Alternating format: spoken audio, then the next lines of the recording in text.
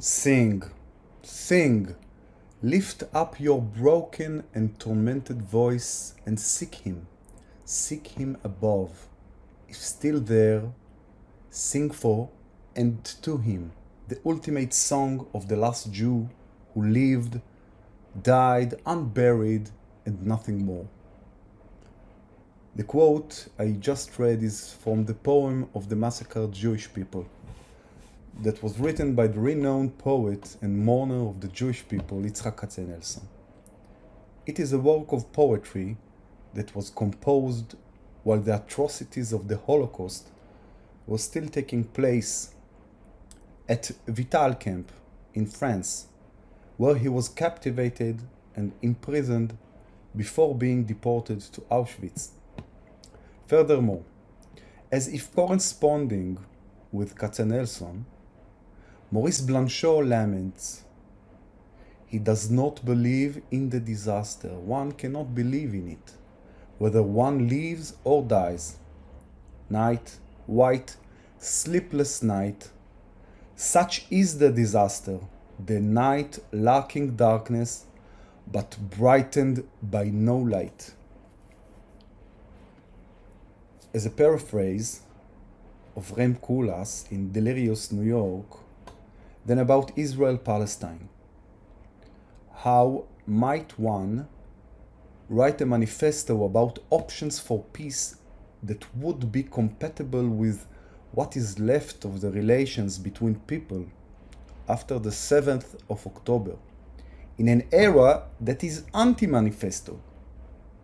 Tzivia Lubatkin, one of the leaders of Warsaw Ghetto Rebellion during World War II, came to Israel in 1946 and testified about the horror she experienced and saw. She mourned the eradication of linguistic value. The words phoneme and graphema remained unchanged, yet the horror had irrevocably altered the context in which they were uttered. Speech can be described as glossolalia, whereby not only does the letter fail to reach its intended destination, but also words themselves are erased even before they are uttered. The rupture of October 7th is not merely a rupture in the plan of political reality.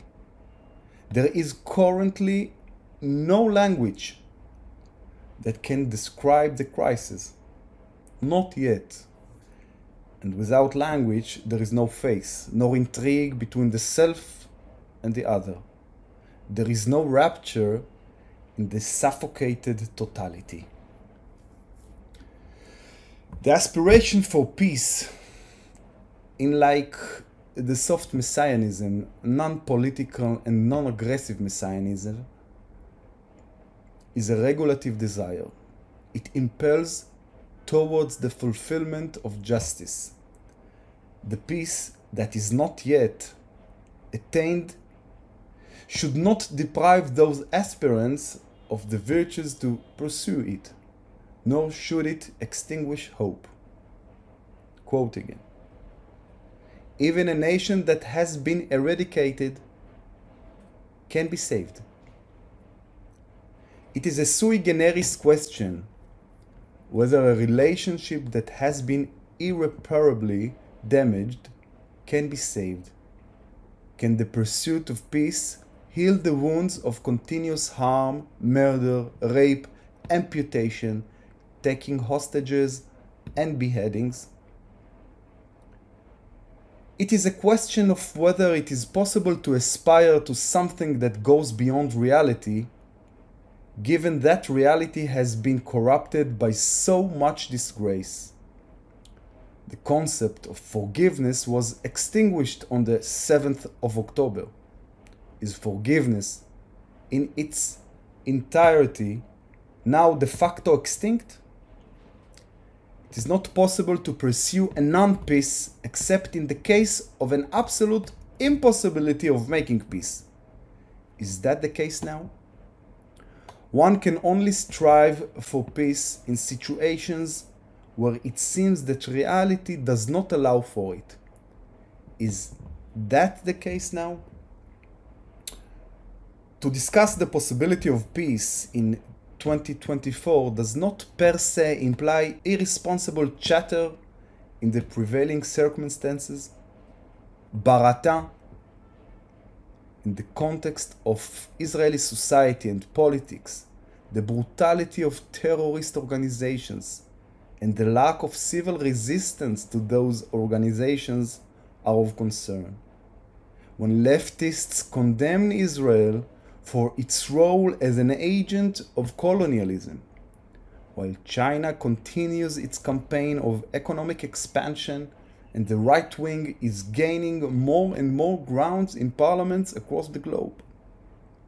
In a brief text on the art of Jean Atlan, Emmanuel Levinas posited that, I quote, "This is the tension of art, lived out between man's despair and hope, a struggle as dramatic as the unveiling of truth and the imperative demand of the good. But this is probably how the very intrigue of the human being is woven." End of quote. I've chosen on both a philosophical and ethical imperative to treat the possibility of peace between Israelis and Palestinians as such. My claim is that in between Israelis and Palestinians, there is an impossibility of non-peace in the following sense. In 1951, Martin Buber postulated that humanity was facing a significant crisis and that it was impossible to discern the trajectory of the world. With regard to the Jews following numerous years without sovereignty and being outside of history, not only in the Rosenzweig sense, Buber asked, I quote, "Where does the world stand? Is the axe laid the roots of the trees, as a Jew on the Jordan once says, rightly and yet wrongly, that it was in his day, today, at another turn of the ages? And if it is, what is the condition of the roots themselves? Are they still healthy enough to send fresh sap into the remaining stump and to produce a fresh shoot from it? Can the roots be saved? How can they be saved? Who can save them? In whose charge are they?" In other words, the Jewish people must maintain their roots, which define who they are. The roots, as understood by Buber, enabled them to fight for justice wherever they were situated. There is a consensus between Buber and Levinas on this matter. According to Levinas, the roots are not clear but blur, bound up in mystery, a mystery and not a myth, an important distinction for Levinas. The classification of the Jewish roots is a challenging task. Are they be considered a nation, a religion, or a culture? According to Levinas, the unusual essence of Judaism is a phenomenon that cannot be reduced or thematized. In times of crisis, people and texts meet and create the Jewish essence, which is then resonates in the memory. The vaccination against the non-habitable world in which reason becomes more and more self-conscious, or against the world in which myth is an operative principle, is if one must follow the Most High God and be faithful to Him alone. One must be wary of the myth that leads to the fait accompli. One follows the Most High God above all by drawing near the one's fellow man and showing concern for the widow, the orphan, the stranger, and the beggar. The antithesis of chauvinistic interpretation of the idea of choice is the extreme humanistic concept of a God who demands a lot from men. It is imperative to challenge the myth that works magic and feeds hatred, abysses, scorn, contempt, and anti-Semitism. This is the same Levinasian position which demanded the Jews adhere the values of justice about 10 days after the massacre in Sabra and Shatila in 1982. This is also why, 23 years prior, Buber wrote that the land of Israel must be established as a socialist state. Otherwise, its roots will be lost. Today, the question remains, do the roots of justice, equality, and peace have a place in the state of Israel? Can they be maintained and nurtured in the context of a brutal war? Either way, this is a condition for a peace encounter with the other. With regard to the Palestinians, although it is not my role to comment on the prevailing circumstances, I will cite a few sentences from a post by Ortal Ben Dayan, a radical feminist left-wing Mizrahi activist. I quote, "The rape and murder spree enjoyed by father, son, and cousin in the essence of the Malays Gazan society meets fundamentalistic Islam. Only a twisted and wild soul, in the most nominal sense of the word, could enter a stranger's house, commit gang rape on a helpless woman, and then murder her with chants of Allahu Akbar. This is not an isolated case. These are thousands who crossed the border and committed horrific crimes." End of quote. Later, she criticizes the leaders of the Palestinian struggle.